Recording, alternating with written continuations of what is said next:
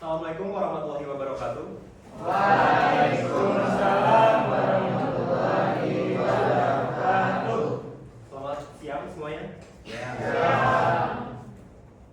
Pertama-tama saya ucapkan terima kasih banyak atas perhatiannya telah memberikan kesempatan untuk kami dapat memberikan hasil diskusi kami terkait sengketa GKI Yasmin. Saya mohon perhatiannya.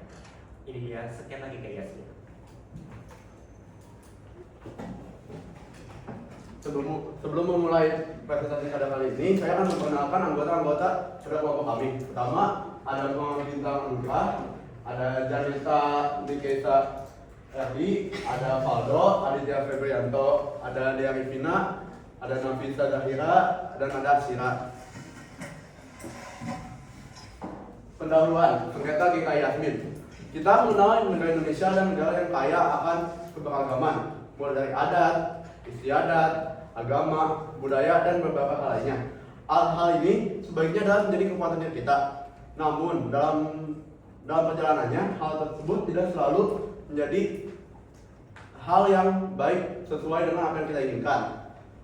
Muncul pertanyaan, apakah boleh negara membatasi aktivitas suatu kelompok agama melakukan hak ibadah mereka?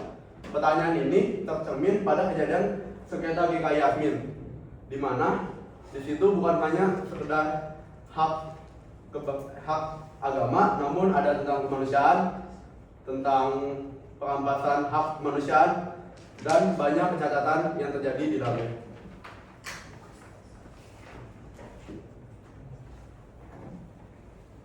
Selanjutnya merupakan latar belakang dari kejadian GKI Yasmin.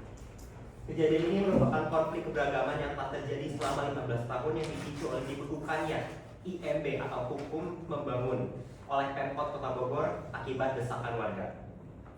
Padahal gereja sendiri telah memenangkan IMB tersebut di mata hukum melalui Mahkamah Agung.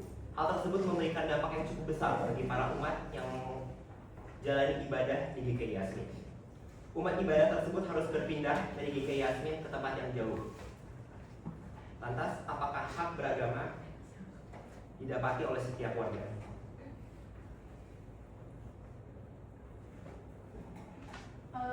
Pada tahun 2006,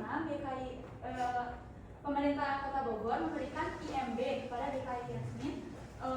Lalu pada 2007 hingga 2008 muncullah penolakan dari warga sekitar dan memicu aksi demonstrasi berupa konflik dan ketegangan sosial. Lalu dilanjut pada 2008 hingga 2010 terjadi sengketa hukum di mana gereja tersebut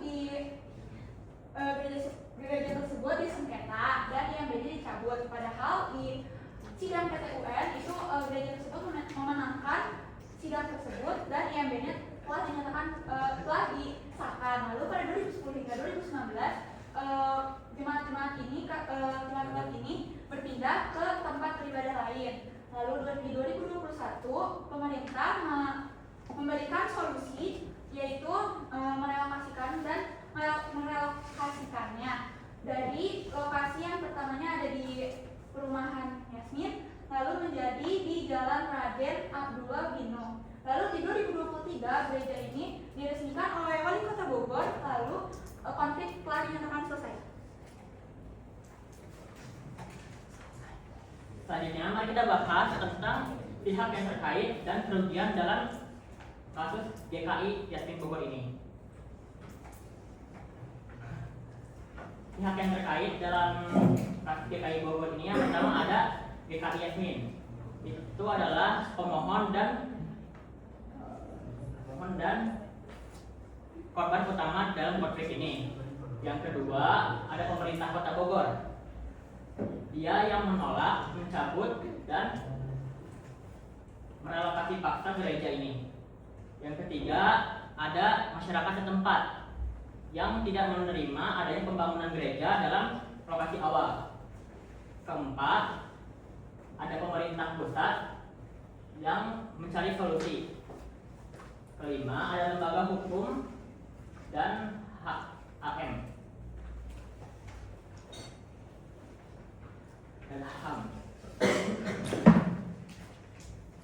Dalam konflik 15 tahun ini menimbulkan kerugian, salah satunya kerugian material.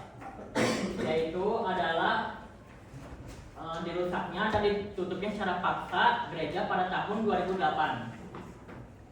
Yang kedua, kerugian material, yaitu pelanggaran hak beribadah, diskriminasi sosial, dan isolasi sosial.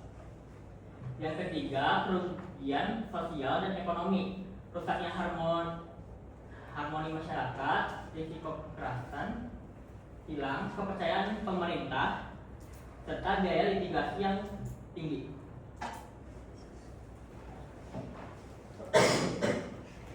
Penyelesaian konflik dilakukan oleh pemerintah Kota Bogor dengan cara melakukan mediasi yang cukup panjang terhadap pihak gereja dan pihak-pihak yang menolaknya. Kemudian pada Agustus tahun 2021, pemerintah memberikan IMB baru untuk membangun gereja di lokasi yang berbeda, namun tidak jauh dari lokasi yang lama. Dengan adanya izin ini,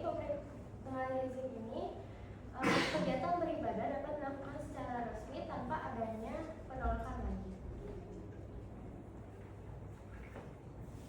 Dengan adanya konflik ini, kita tahu bahwa peran pemerintah itu sangat penting. Pemerintah itu penting dia untuk menjadi penengah di antara pihak gereja dan juga pihak warga yang tinggal di sekitar tempat pembangunan gereja. Dan juga toleransi juga sangat penting untuk kehidupan yang berbagai macam. Karena dengan adanya toleransi kita bisa terhindar dari konflik ini. Dan kemudian harusnya diadakan musyawarah sebelum dibangunnya gereja agar umat agama Katolik ini bisa beribadah tanpa adanya gangguan. Dan kemudian penegakan aturan itu harus dengan adil, karena sebenarnya syarat-syarat izin pembangunan gereja itu sudah terpenuhi semua, dan itu bisa menjadi pembelaan bagi pihak gereja. Dan selanjutnya akan dilanjutkan oleh pihak.